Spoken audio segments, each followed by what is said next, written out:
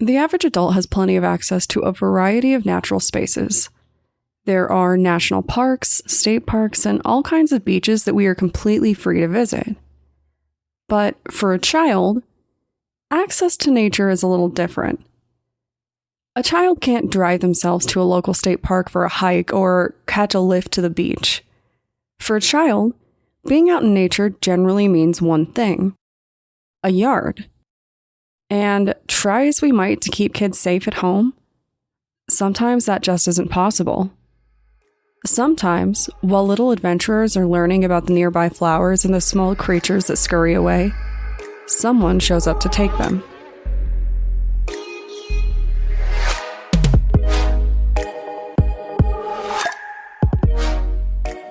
My name is Brianne, and I'm the host and creator of Among the Dirt and Trees, a show where we explore true crime cases that occur out in nature. In today's episode, we're going to discuss the 1874 kidnapping of Charley and Walter Ross, a 4-year-old and 5-year-old that went missing from their front yard. Walter was found. Charley was not. This would actually go on to be the first publicized ransom case involving a child, much to the horror of citizens in Pennsylvania. Welcome to part 1.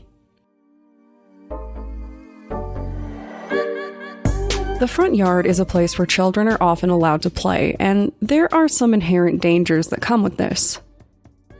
Today, more parents opt for their children to play in the backyard if they have one, finding it to be a safer option. Front yards can give small children access to dangerous situations, especially if there's a road nearby. Of course, back in 1874 Pennsylvania, we weren't all that worried about cars, specifically because they hadn't even been invented yet. Back then, it was considered to be a safer time, so the Ross family thought little of letting their kids play out front. Everyone did it. Things were slower then, and it was a pretty ritzy area too. And maybe that is why it was chosen. See, while Charley and Walter were playing their games, chasing insects and learning about the small bit of nature that they had access to, someone else had an idea, and they decided to turn that idea into action. While the two boys were playing, something rolled up. Not a car, but a horse-drawn carriage. Inside the carriage were 2 men. These men were mysterious, but they seemed friendly enough to the 2 barely school-aged children.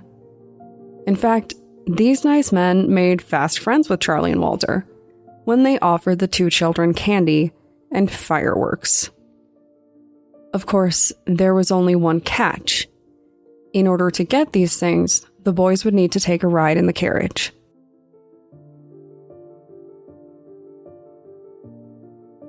By now, most parents are pretty intense about telling small children to avoid strangers, but this really was a different time. Charley and Walter were 2 young children, and they were just beginning to explore their own interests. You know, like candy and fireworks. This no doubt seemed like a pretty amazing deal. So, the boys were happy to go right along with the plan, assuming that they would be back with their goodies before their parents ever knew what happened. Of course, their parents did find out what happened a short while later, but something more notable happened before anyone noticed that they were gone. The boys and their kidnappers made a stop.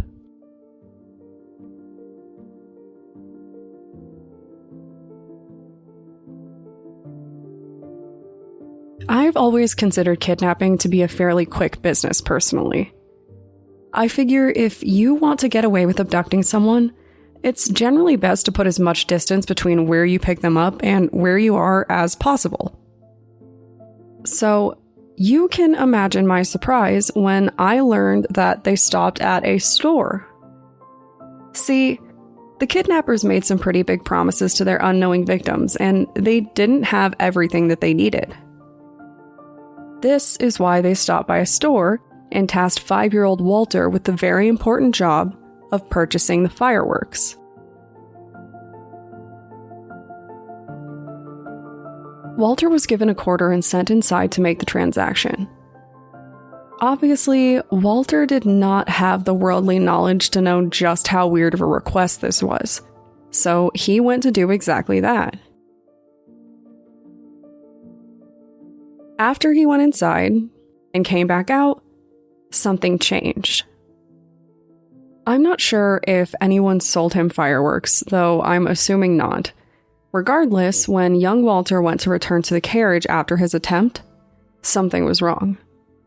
The carriage and his brother were nowhere in sight. Walter was left behind, and Charley was gone.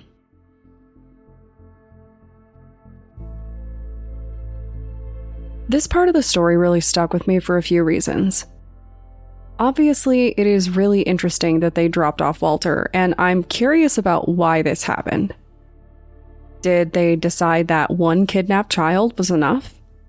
Did they think that they would receive a lesser sentence if they returned one of the children unharmed?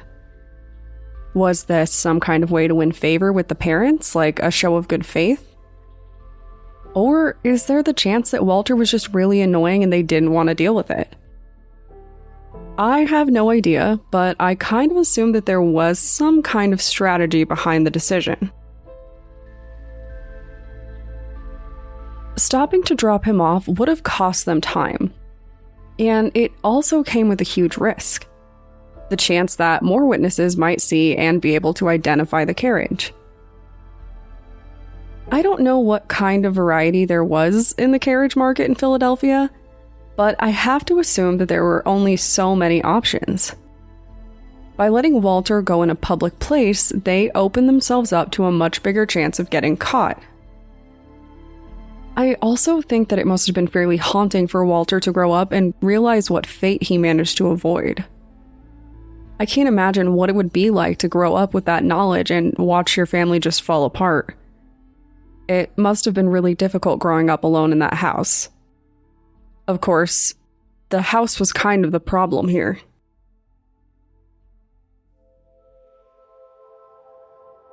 We've covered a couple of ransom cases, including the very first episode of Among the Dirt and Trees on Ursula Herrmann. And I'll be honest in saying that this case reminds me quite a bit of that one. Obviously, kidnappers who want a ransom don't go around picking up children in lower income neighborhoods, and it's pretty easy to explain why. If you're going to demand a ransom, you want to make the request to someone who actually has enough money to warrant the risks. No one wants to risk prison time to only receive a few bucks out of it. Charley, with his nice home and his nice neighborhood, was the perfect kidnapping victim. Just looking at him, you knew that he came from money. But money isn't all that simple, right? Ransom demands are a lot more interesting when you consider just how ridiculous of a request they are. People will literally demand huge amounts of money from wealthy people and act like that money is just sitting in a bank account.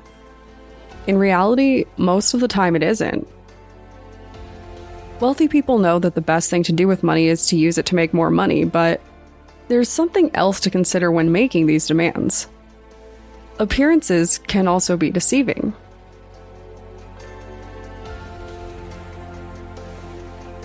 Money is a complicated thing, and a person's wealth generally fluctuates throughout their lifetime. In this case, the Ross family had the nice house and all of their other nice things, but they were also absolutely buried in debt. So when they received a ransom note demanding $20,000, which was a lot more at the time, they were at a loss. There was no way that they could afford it. The letter made the usual demands, including a request to not contact police. They were clear that as long as they received the money, Charley could go home, but that the police could never know. Of course, without the money, the family had no choice. The police being able to track down Charley was their only hope, so they alerted cops, and this is where Charley's story exploded. But if you want to know about what happened next, you will have to hop on over to part 2 of the episode. Thanks, guys.